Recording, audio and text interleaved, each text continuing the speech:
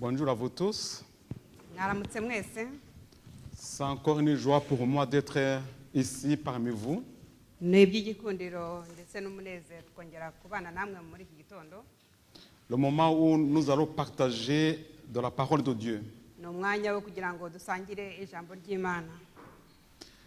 Avant de commencer le sujet que j'ai prévu d'aborder avec vous, Mbere yo kugira icyo mvuga ku byo nateganije uyu munsi, j'aimerais quand même vous dire quelque chose que j'ai trouvé dans la Bible un peu étonnant.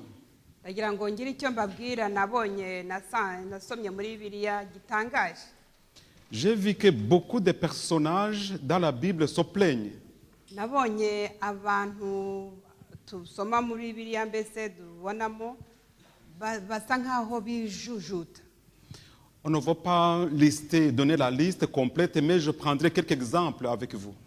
Ntabwo nabavuga bose ariko ndabaha ingero zimwe na zimwe. Jérémie 12, chapitre 12, verset 1 par exemple. Muri Yeremiya igice cya 12 umurongo wa mbere, On trouve Jérémie qui se plaigne, tuhasanga Yeremiya yivovota, qui se pose des questions. yibaza ibibazo. Il dit, tu es trop juste, Éternel, Avuga ati uri Imana y'inyakuri, pour que je conteste avec toi. kugira ngo ngire icyo nakwivovotaho kuri wowe. Je vais néanmoins t'adresser la parole sur tes jugements. Ariko ndashaka kugira ngo ngire icyo mvuga ku byerekeranye n'ubucamanza bwawe. Pourquoi la voie des méchants est-elle prospère? Mbese ni ukubera iki inzira z'abanyabyaha z'ababi zisa nkaho zizunguka zitanga imigisha? Ça, c'est la question de Jérémie. Et qui n'est Pourquoi pas la le cas, voie des Jérémie. méchants est-elle prospère? Mbese Yeremiya yaribaje ati ni ukubera iki inzira z'abanyabyaha zisa nkaho zigira imigisha kandi zihora zunguka? Je pense que cette question, il nous arrive aussi de nous la poser. Iki kibazo natwe tujya tukibaza. Nous sommes les enfants de Dieu. Twebwe turi abana b'Imana. Dieu nous a promis, nous a dit qu'il a des bons plans pour nous. Imana yatubwiye ko idufitiye imigambi myiza. Mais quand on regarde à côté, c'est les méchants qui prospèrent. Ariko iyo turebye impande zacu tubona imyiza bibona ababi. Un autre exemple dans le livre de Psaume, chapitre 73, verset 3. Iyo tugiye muri Zaburi 73 umurongo wa 3, Ici, on est en train de nous parler des personnes qui sont riches, qui ont prospéré, mais qui sont arrogants. turimo baratubwira ibyerekeranye n'abantu bagize bahawe imigisha n'Imana bakaba bakire ariko bakaba abantu badafite ururimi rwiza.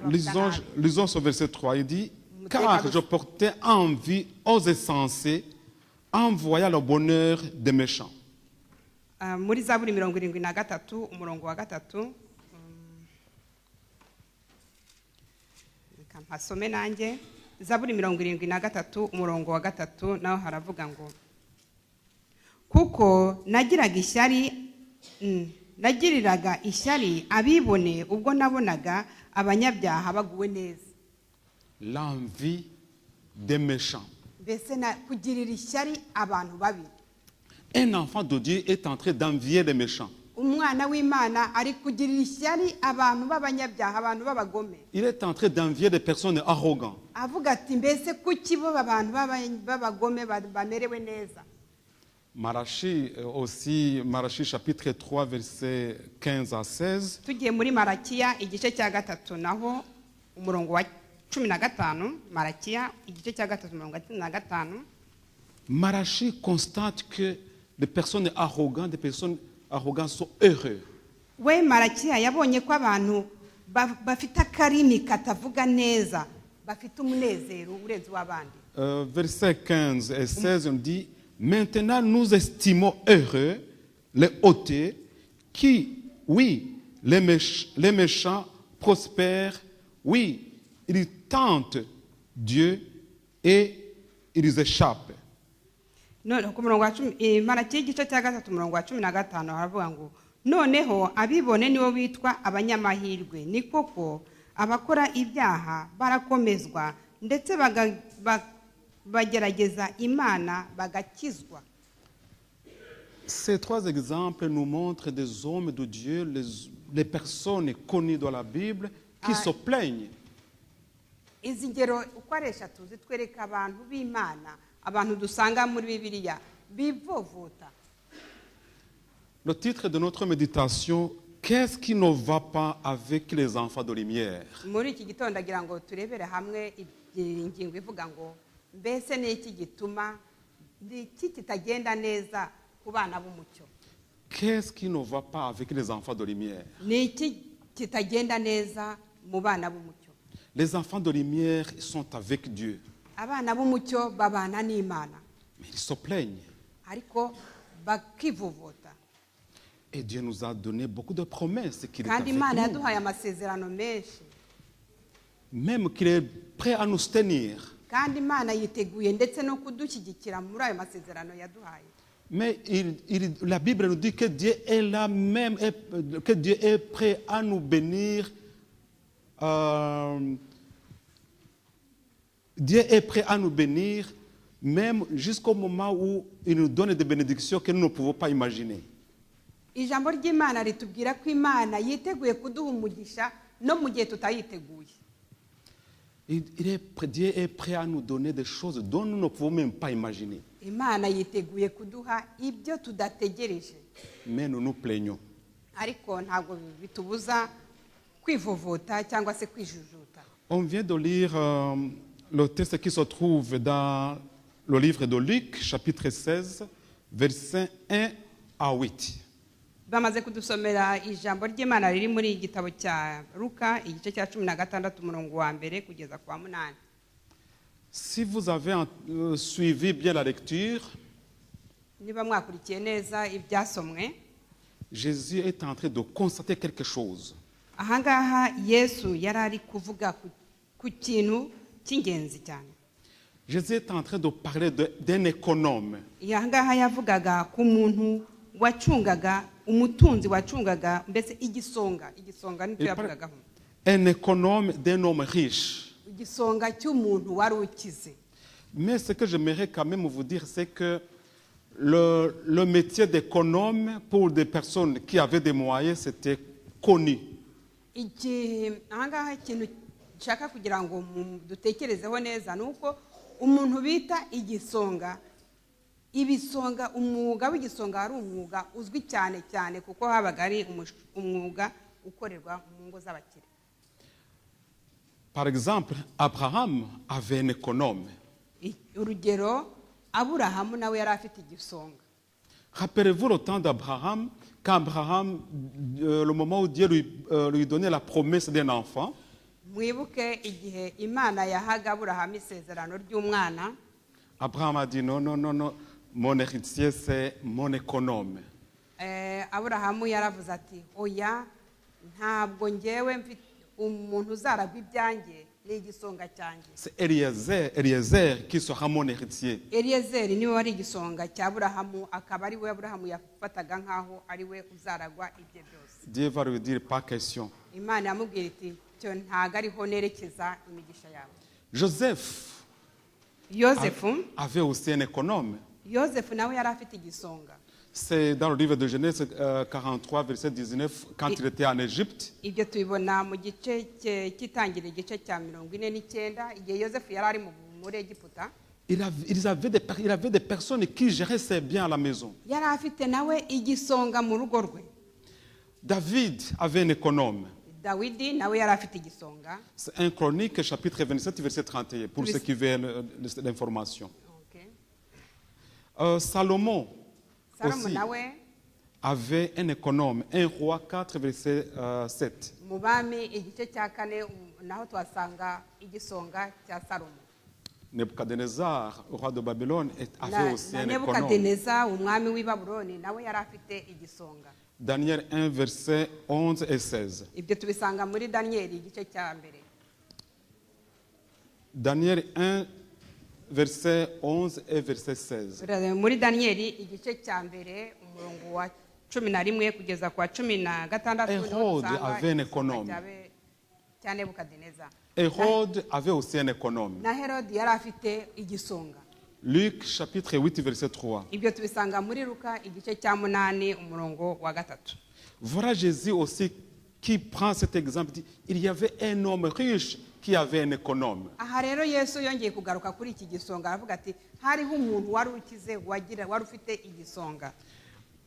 Avant peut-être d'aller plus loin, économe, il y a d'autres mots qui synonymes à ce mot-là, économe. hari andi magambo tutagiye kure yashobora gusobanura neza ibyerekeranye n'iki gisonga cyangwa asobanura mu buryo bwegereza iki gisonga icyo ari cyo.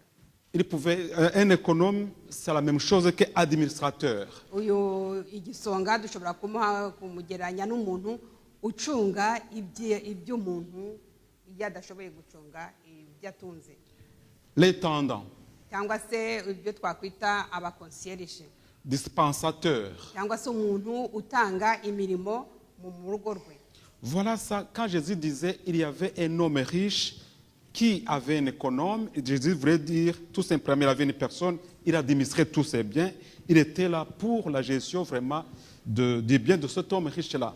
ahangaha yesu avuga ibyerekeranye n'iki gisonga ni uko iki gisonga cyari gishinzwe gucunga umutungo w'uyu muntu w'umukire yesu atubwira. Le problème c'est que cet économe, Jésus est en train de nous dire qu'il est infidèle. ariko ikibazo gihari ahangaha ni uko iki gisonga yesu yari akivuga ko kitari gitunganye, yari umuntu utizerwa. Il y a souvent de bonnes gestions, de mauvaises gestions. hariho abantu bazi gucunga neza n'abadacunga neza ibyo bahawe. Il y a de mauvaises gestionnaires, mais qui le font parce qu'ils veulent tout simplement détourner. harimo umuntu ucunga ibyo bamuhaye gucunga nabi kubera ko ashaka kugira ibyo agenda anyuza ku ruhande ku nyungu ze. Mais ici, on nous dit, l'homme riche, au verset 3, Luc chapitre 16, au verset 3, l'homme riche, on va l'appeler. aha mu gice cya 16 cya Luka ku murongo wa 3 uyu mukire yahamagaye cya gisonga cye. Il dit, et il va lui demander de rendre compte de ce qu'il a, de sa gestion. ubwo ni nkaho yamuhamagariye kugira ngo aze amuhe raporo y'ibyo yamukoreraga mu rugo rwe.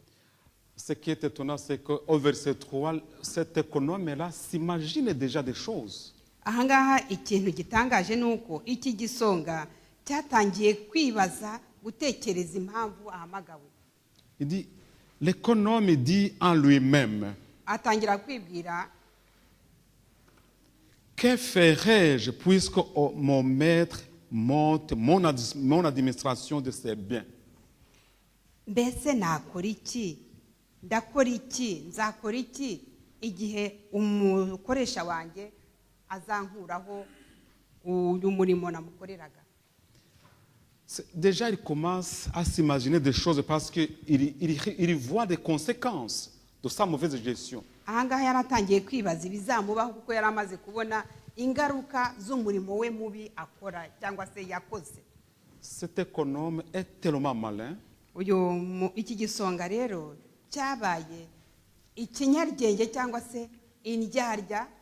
Verset 4, il dit, umurongo wa 4 je sais ce que je ferai. aravuga ngo nzi icyo nzakora pour qu'il y ait des gens qui me reçoivent dans leur maison quand je serai destitué de mon emploi. kugira ngo nimara kunyagwa bazandaze mu mazu yabo. nzi icyo nzakora kugira ngo nimara kunyagwa bazandaze mu mazu yabo. Il commence déjà à faire un plan.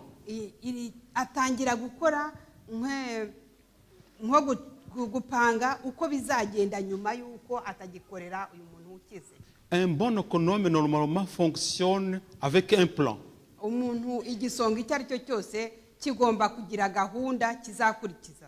Avant de commencer, quoi que ce soit, il y a un plan. imbere yo gutangira icyo ari cyo cyose cyangwa se icyo agomba gukora, agomba kubanza gushyiraho gahunda y'uko ibintu bizagenda cyangwa yifuza ko bizagenda. Un bon économe sait là où il est et il sait là où il va. umuntu ucunga neza azi neza aho ahagaze, azi naho ari kwerekeza. Le problème de cet économe, c'est que on ne sait pas avant on ne sait pas là où il voulait aller, mais ici, il est en train de clarifier les choses. ikibazo cy'iki gisonga nuko tutazi aho ari kujya ariko turabona neza ukuntu ari gupanga gahunda ze kugira ngo zigaragare neza uko abishaka. Avant, il ne précisait pas ce qu'il faisait. Mbere ntabwo yigeze avuga ibyo yakoraga, nta nubwo yigeze agira uwabyereka. Mais maintenant qu'on lui demande de rendre les comptes, ariko mu gihe bamuhamagaye bati noneho ngwino werekane raporo y'ibyo wakoze, il va faire un plan qu'il est en train de partager avec nous ici. aha ngaha noneho hatangira gukora nka gahunda ariyo tubona hano muri iri Je somo. sais ce que je ferai. Nzi neza ibyo nzakora. Ce que je ferai, ça va m'aider et je vais m'en sortir. Ibizatuma mbese ibyo numva nzakora bizatuma mbese aho kugira ngo ngubwe nabi ahubwo nzagenda mpagarara mu rugero ndimo. Je sais que je vais perdre mon travail. Nzi neza ko akazi ndi gukora ntazongera kugakora. Mais je suis intelligent, je vais m'organiser autrement. Ariko nzi ubwenge ngiye kugerageza kwiyoruganiza cyangwa se gukora plan zanjye nk'ubundi buryo. Et en verset 5, il dit, en faisant venir chacun de ses débiteurs de son maître, il dit au premier.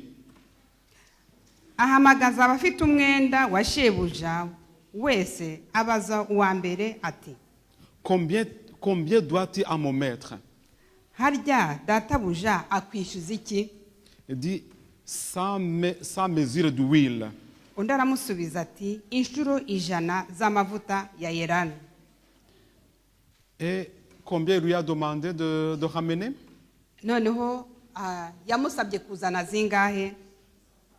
50. La moitié. Yamusabye kuzana icya kabiri cy'ibyo yagombaga umutware we. Il va voir le deuxième, verset 6. Umurongo wa 6 ajya kureba uwa kabiri. Non, Uwa karindwi, 7. non, verset 7. Verset 7. Umurongo wa 7 niho tugeze. Il dit à un autre, à toi et toi, combien dois-tu à mon maître? Maze abaza undi ati, harya wishyuzwa iki? Sans mesure de blé. Aramusubiza ati, inshuro 100 z'amasaka. Il va lui demander combien? Il dit, amène 80. Undi aramubwira ati, enda urwandiko wandike 80. Notre méditation de ce matin est centrée sur ce verset 8. Icyo nshaka kugira ngo dutekerezeho muri iki gitondo tubibona ku murongo wa 8. On nous dit, le maître loua l'économe infidèle. Nuko shebuja ashima igisonga kibi. Est-ce que vraiment c'est cohérent? Ese ibi bintu murumva bisobanutse? Le maître loua l'économe infidèle. Ashima igisonga cyamukoreraga nabi. Pourquoi il a loué le maître, l'économe infidèle? Mbese twakwibaza ngo ni ukubera iki mbese yamushimye? Quelle raison qui a poussé son maître de remercier un économe infidèle? Mbese niki twakwibaza tu niki cyatumye ashimira uyu muntu wamukoreraga kandi agakora nabi?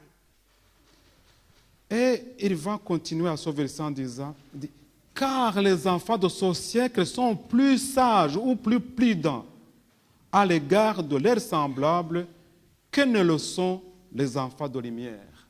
Nuko shebuja ashimira igisonga kibi kuko cyakoze iby'ubwenge, kuko abana b'isi ari abanyabwenge mu byo ku ngoma yabo kuruta abana b'umucyo. L'économe infidèle a fait des choses avec prudence, avec sagesse. C'est ça que ici Jésus est en train de dire dans cette parabole-là. Iki gisonga kitizewe cyakoze ibintu by'ubwenge bwacyo kurusha abandi bose. Ce que je voulais vous dire ici, c'est je dirais, la clé de la méditation, c'est le plan. Ici, cet économe infidèle, il a pu concevoir un plan pour s'en sortir. Iki gisonga cyashoboye gukora gahunda yo kugira ngo kitazirukanwa ku murimo wawe, cyabikoreye gahunda izatuma atirukanwa ku murimo we. Jésus nous dit le maître loua l'économe infidèle. maze kandi uwo yakoreraga nawe arabimushimira Parce qu'il a su mettre, il a su démontrer ce qu'il était capable de faire. mbese yerekanye neza imbere y'umutware we icyo yari ashoboye gukora. Si on ne l'a pas, s'il avait fait ça même avant, yiba yarabikoze mbere ça allait être mieux. byari kuba byiza, Mais on l'attrape, ariko il iki gihe- rectifie le tir. ariko kubera ko bamufashe bari batangiye kumuvuga nabi atangira gukosora ibintu bimwe na bimwe. Qu'est-ce que cet économe infidèle qu'on est en train de remercier, qu'est-ce qu'il peut nous apprendre? Mbese iki gisonga kibi, iki gisonga kitizewe kitwigisha iki, niki kiri kutwigisha ahangaha twebwe? Est-ce que avez-vous un plan pour votre famille? Mbese hari gahunda mwigeze mukorera imiryango yanyu? Est-ce que avez-vous un plan pour votre église? Mbese hari gahunda mwigeze mukorera urusengero cyangwa se iteraniro ryanyu? Est-ce que vous savez là où vous êtes et vous savez aussi là où vous voulez aller? Ese mushobora kuba muzi aho muri, mukaba muzi n'aho muri kujya? Est-ce que ce plan, vous pouvez vraiment le suivre jour par jour? Ese iyo gahunda mwihaye mushobora kuyikurikiza umunsi ku munsi? Rappelez-vous la parabole des talents. Twibuke umugani w'impano Amatarano. w'amataranto. Je sais que vous le connaissez, on ne le va pas lire. Twese turawuzi ntabwo tuwusoma. La première personne avait reçu 5 talents. Umuntu wa mbere yabonye amatarano 5. La deuxième avait reçu 2. Uwa kabiri abona amatarano 2. Le troisième avait reçu 1. Undi abona itarano 1. Je vais peut-être improviser. Ndagira ngo yenda ntungure. Pourquoi on n'avait pas donné le même nombre de talents à tous les 3? Mbese kubera iki twibajije kuki buri wese atabonye itaranto zimwe, umubare umwe? Pourquoi cette injustice? Mbese ni ukubera iki habayeho ubwo butabera bwatumye umwe abona 5, 2, undi 1? Merci beaucoup. C'est là la capacité. Yavuze ngo ni ukubera ko buri wese yahawe akurikije ubushobozi bwa buri wese, bwa buri muntu. Pourquoi? Moi, je me pose la question. Si je suis vraiment chrétien Njyewe nibaza ikibazo, niba koko ndi umukristo et que je prie, nkaba nsenga, pourquoi Dieu ne peut pas me donner les 5 talents? mbese ni ukubera iki Imana idashobora kumpa amatarano 5? Dieu va se baser sur quoi pour pouvoir m'accorder quelque chose? Mbese Imana izahera kuki kugira ngo igene umubare w'itaranto izampa? Vous l'avez bien dit, la capacité. Mwabishubije neza kuko izi ubushobozi bwanjye, izi ubushobozi bwa buri wese. L'habilité. Habilité, c'est habilité, oui, c'est la capacité. Ubushobozi bwa buri wese, icyo buri wese ashobora kwikorera gutwara. Je vous dis, si nous ne développons pas nos capacités de faire les choses, ça ne sert à rien de prier pour que Dieu m'accorde des choses que je ne suis pas capable de gérer. Niba rero tudashoboye gufata intego yo kugira ngo dusenge, mbese ducunge iby'Imana yaduhaye, ntacyo bimaze ko twasenga Imana ngo iduhe ibyo tutazashobora gutwara. D'abord, si nous voulons que Dieu nous confie beaucoup, Niba dushaka ko Imana iduha ibintu byinshi, développons notre capacité de tugomba gérer. gutunganya gahunda zacu zo kubicunga. J'aimerais quand même qu'on regarde aussi le livre de Genèse, chapitre 11. Tujye mu gitabo cy'Itangiriro igice cya 11. Ça va nous aider pour comprendre l'importance d'un plan qui est clair. Turahasanga ibintu bigaragaza neza ikintu cy'ingenzi mu gukora gahunda y'ibyo dukora. Un économe doit avoir un plan. Igisonga cyiza kigomba kugira gahunda irambuye neza. Bon, même si l'exemple que nous allons voir ici ressemble à un économe infidèle, Nibwo urugero tugiye kureba hano rusa nkaho ruhwanye na kiriya gisonga kitari kidashimwa, Mais la seule leçon que nous allons tirer, c'est l'importance d'avoir un plan. icy'ingenzi ni uko tubona isomo ryiza ryo gukora gahunda z'ibyo dukora. Genèse chapitre 11, à partir du verset... gahunda y'ibyo dukora. Genèse chapitre 11, à partir du verset 1. Itangiriro igice cya 11 duhereye ku murongo wa mbere. Et si vous connaissez, c'est le moment où on venait avoir une mauvaise expérience de déluge. Ahangaha muribuka ko ni nyuma y'uko hari hamaze kubaho umwuzure. À partir du verset 1, on nous dit « Toute la terre avait une seule langue. » Ahangaha batubwira ngo isi yose yari ifite ururimi rumwe. Et les mêmes mots. N'amagambo yari amwe. Les gens parlaient la même langue. Abantu bose bavugaga ururimi rumwe. Quand on dit les mêmes mots, quand on parle la même langue, les mêmes mots, c'est logique. Iyo abantu bavuga ururimi rumwe n'amagambo aba ari amwe. Tout simplement, on insiste pour nous dire qu'il y avait une bonne entente. Ubwo ni ukuvuga ko kugira hano bashaka kugira ngo batwereke neza ukuntu aba bantu bari bafite ubwumvikane, bumvikanaga neza mu byo bakoraga. Ces personnes qui s'entendent bien, Aba bantu bumvikanaga neza mu byo bakoraga no muri au gahunda verset zabo. 3, on nous dit « Ils se dirent l'un à l'autre. » Mu murongo wa gatatu tubwira ngo baribwira bati Allons, faisons des briques et cuissons-les au feu. Et la brique leur servit de pierre et le bitume leur servit de ciment. ku murongo wa gatatu baravuga ngo mureke tubumbe amatafari tuyotse cyane kandi bagira ngo amatafari bagirira amatafari mu byondo cy'amabuye bayafatanya n'ibumba n'icyumba mu cyimbo cy'ibyondo amatafari yumye mu cyimbo cy'ibyondo. Ces personnes-là qui parlent la même langue, qui s'entendent bien, ils disent nous allons construire une ville et nous allons construire un tour. Aba bantu bari bafite amagambo amwe bumvikana neza gahunda yabo bayifitanye bayumvikanaho neza bati tugiye kubaka umunara.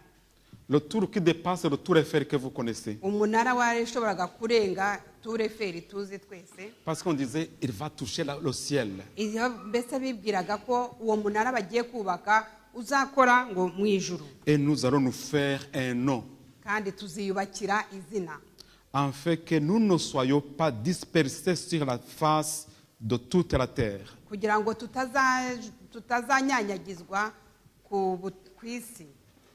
Mais l'Éternel va constater. Ariko Uwiteka aza kubitegereza neza abona ko. Et l'Éternel va nous dire les paroles suivantes au verset 6. Ku murongo wa gatandatu. L'Éternel dit voici, ils forment un seul peuple et ont tous une même langue, et c'est là ce qu'ils ont entrepris. Maintenant, rien ne les empêcherait de faire tout ce qu'ils auraient projeté. Umurongo wa gatandatu aravuga ngo Uwiteka aravuga ati dora abana b'ubwoko bumwe n'ururimi rumwe ibyo nibyo babanje gukora none nta kizabananira gukora bagishatse. Dieu dit rien n'est impossible aux gens qui ont un plan. Nta kintu kizananira bariya bantu kubera ko bafite gahunda. Si Dieu les a stoppés, Niba Imana yarabahagaritse, c'est qu'ils voyaient que ces gens-là pouvaient continuer à progresser dans le mal. nuko Imana yabonaga neza ko ibyo bari gukora barimo babikora kandi ko nta kizabahagarika. Dieu est en train de nous dire s'il y a un plan clair, Imana iri kutubwira ngo niba dufite gahunda, niba hari gahunda ihari isobanutse neza, rien n'est impossible. nta kintu kidashoboka ko iyo gahunda izagerwaho. Mais nous, les enfants de lumière, Ariko twebwe abana b'umucyo, si nous sommes avec Dieu niba turi kumwe n'imana et que Dieu approuve ce que nous voulons faire niba imana kandi yemera ibyo dushaka gukora et que twamaze Dieu gupanga, approuve notre projet, ndetse imana ikaba yemera na gahunda zacu twamaze kuyereka Dieu est en train de nous dire rien n'est impossible. imana iri kutubwira ngo nta kintu kidashoboka kuri iyo muri mu buzima bwacu Nous les économes de Dieu, niba twebwe turi ibisonga by'imana rien n'est impossible pour nta nous. kintu gishobora kutunanira Car Dieu est à côté de nous. kubera ko imana iri ku ruhande rwacu Dieu est avec nous. imana iri kumwe natwe Dieu est en train de nous soutenir. imana kandi iri kuduha imbaraga iri kudutera inkunga Pour terminer, je vais lire un verset qui se trouve dans le livre de Psaume chapitre 37. kugira ngo ndangize tugiye kurebera isomo riri muri zaburi 37 zaburi 37 À partir du verset 4. ku murongo wa kane zaburi 37 umurongo wa kane Fais de l'Éternel tes délices, et il te donnera ce que ton cœur désire. kandi wishimire uwiteka nawe azaguha ibyo umutima wawe usaba Recommandez ton sort à l'Éternel, ikoreze uwiteka urugendo rwawe rwose mets à lui ta confiance, ushyire abe ari we wiringira nawe azabisohoza et il agira.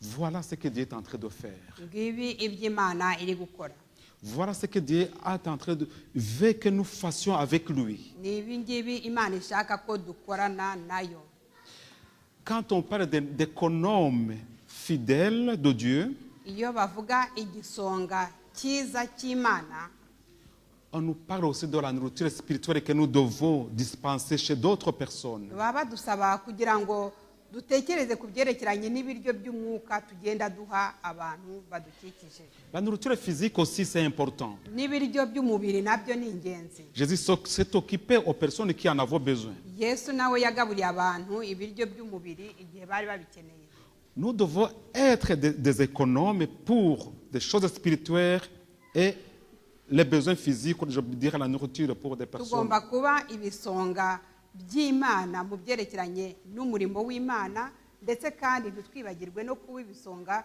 mu byerekeranye n'umurimo tugomba kugirira abantu mu buzima bwabo bwa buri gihe Fais de l'Éternel tes délices. igira uwiteka